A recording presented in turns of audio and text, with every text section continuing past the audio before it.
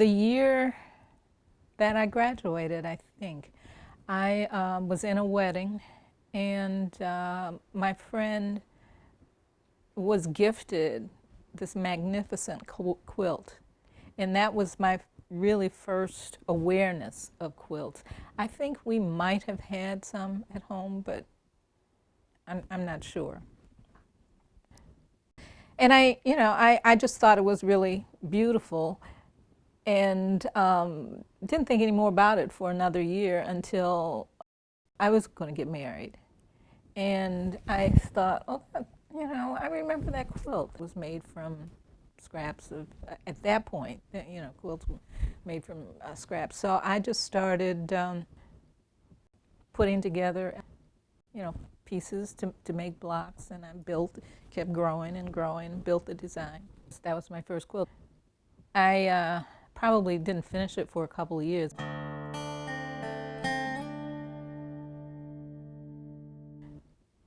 I was not a designer when I started making quilts. I started making quilts and started design at the same time. So they kind of grew together. I started making quilts, as I said, very traditional. I just said, okay, I got this fabric here. And I know that, quilt's made out of fabric first. I got to do a top. Again, I said, it's not rocket science. It's 3 pieces of fabric sewn together. It's a sandwich. You have a top, a middle, and a bottom. And if you can do a running stitch, that means in and out, in and out, in and out. It's just sewing those 3 pieces together. Now, the top is where the design comes in. It's not a quilt until the 3 pieces are sewn together. But the top is like design or making a painting. Coming up with is the visual part, is the top. So it's just, again, stitching pieces of fabric together to form a composition. I started out very traditionally, making my quilt. My first quilt did not at all look like the quilts that I make today, but the process is very similar.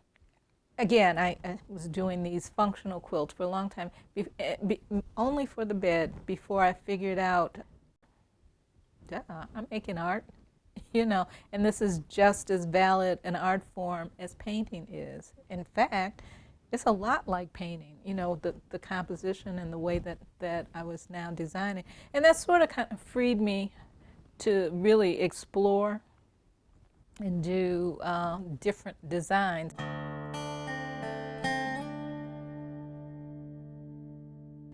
A lot of my color sense was really from the Amish. They used really intense colors, saturated color palette. I didn't know anything about the Amish life at that time. When the research that I did was just looking at the visuals. Later on, I think I went back and learned that, okay, they didn't use patterned fabrics because that was against their religion. So they were making quilts out of fabric that was available to them, and was within the parameters of their religion that allowed them to use certain kinds of fabric. But I liked their use of color and the simplicity of design. It's very basic, very geometric. Sometimes just squares and triangles, or just stripes, or what they call bars and stripes, I guess, in many of their patterns. So, and that's still some, same techniques that I use in quilts that I do today.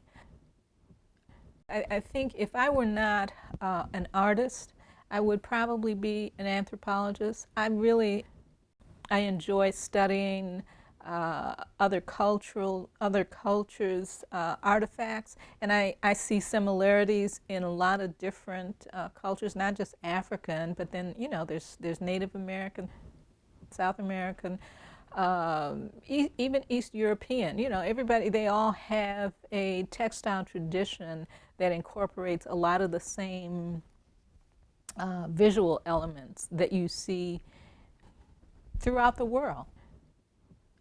I am probably, I don't know, 4 or 5 generations removed from Africa.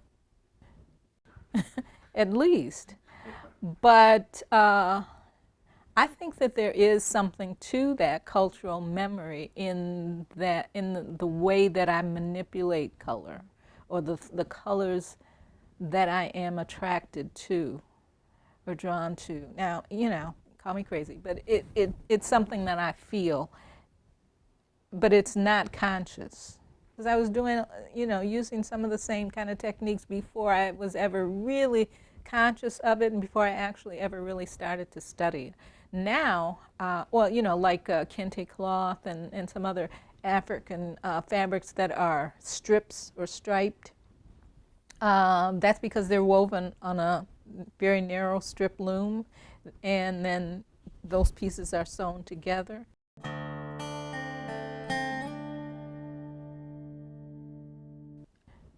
I could just as easily be called a quilt artist. Part of the, and that's still an evolving. It's a conversation that's always going on, not just with me, but with other quilters or other fiber artists. I think part of the reason is when you say quilt artist,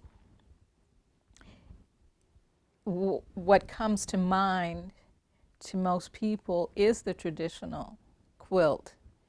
And we've gone far beyond that right now. I make art quilts. They're not to be used on a bed. They're to be hung on the wall. The size is not appropriate for a bed, nor is the material. So I've started doing smaller pieces that can be framed, because it's just, in terms of commerce and the market, it's just more accessible for people. I still prefer doing large pieces that are quilted, but everybody that want, all the people that want my work, come to the studio, are not in a position at this point, say, to buy a large wall piece, or that maybe they don't have space for a large wall piece. It also gives me the opportunity to work through some ideas to do these small pieces, and not to have to spend quite as much time on the exploration of new processes and new materials. So it's a kind of a win-win situation. It works on a number of levels. So it's just kind of exploring lots of different things.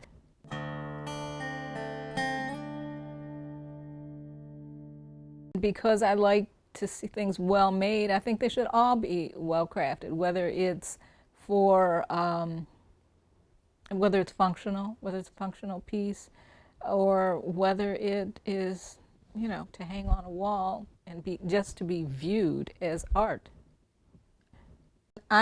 Personally, I enjoy having beautiful objects and things around me, but I don't see, it takes just as much energy and thought and time to make a beautifully crafted object as it does to just kind of knock out something that, so why wouldn't you think about smoothing the edges, making it very, if it's to be a spoon, make it functional so that you hold it in your hand comfortably, and that is a pleasure to hold, and that its function works to get the food from the bowl to your mouth without spilling.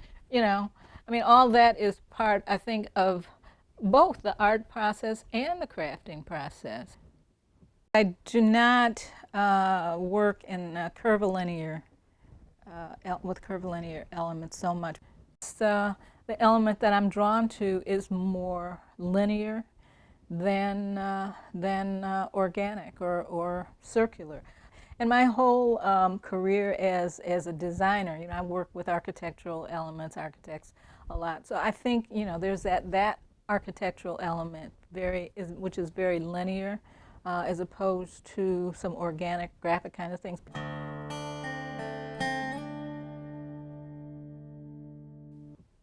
I don't think that you can wait for inspiration.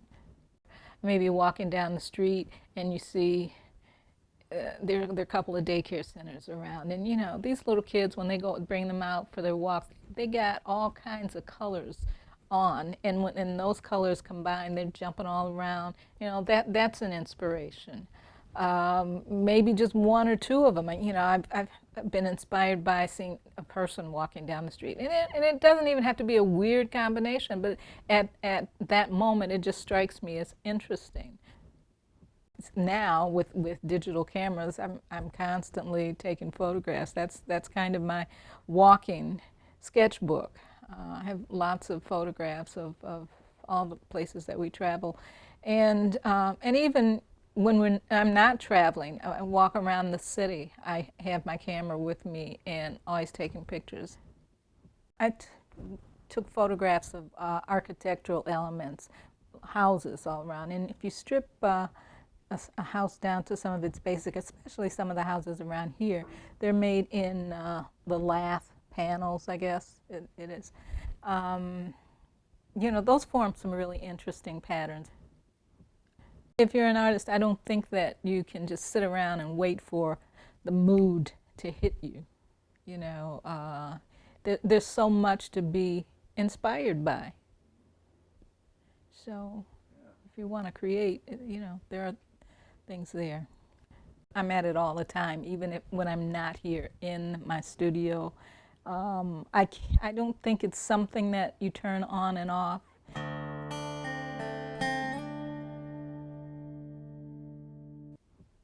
My husband's a writer, and we have this conversation frequently about the whole creative process and how in his writing he collects phrases, words, I don't know, conversations. You know, I have seen things show up in his work where I know I've heard it at the time that it happened. Oh, I remember that conversation, but he will manipulate it into, you know, for his own purposes, into a piece that he's working on. And I think that I do the same thing in my process.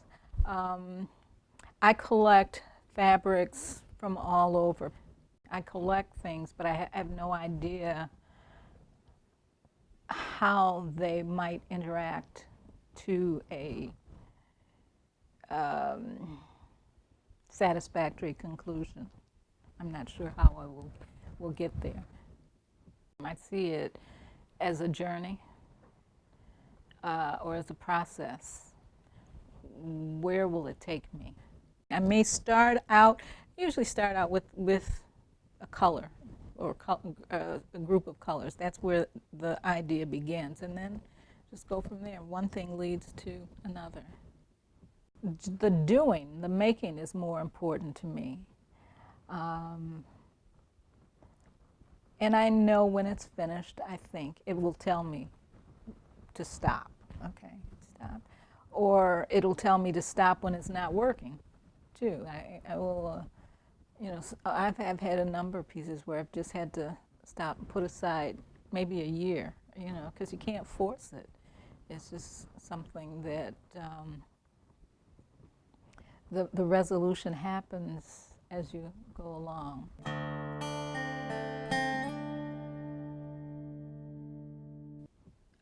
A lot of what I do and I think a lot of what many artists do is what if. You know, they ask, what if? What if we do this or do it this way instead of the way that I did it the last time? What will happen? I mean, that's part, to me, that's part of the creative process.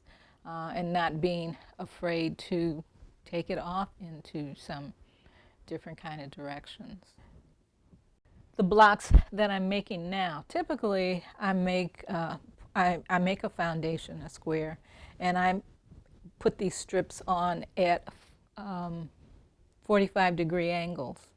Well, you know, finally I said, what if I do it at this angle? You know, what kind of dynamic will we get here? And the most recent ones I've just been putting it, starting out the block at whatever angle. I just draw a line across the block. It's not a 45 degree. Yeah, maybe some of them are 30, 60, maybe some are some other angle. Well, I'm pleased with some of the kind of interesting dynamics that are happening, and I'll be curious to see what happens when I start really forming them into a composition. And that's why I can never say what's going to be like in the end. It's a little different from sitting down doing a portrait and saying I want to make this look like this person, which it never will. It'll always be my interpretation of that person. So my interpretation just happens to be in cloth.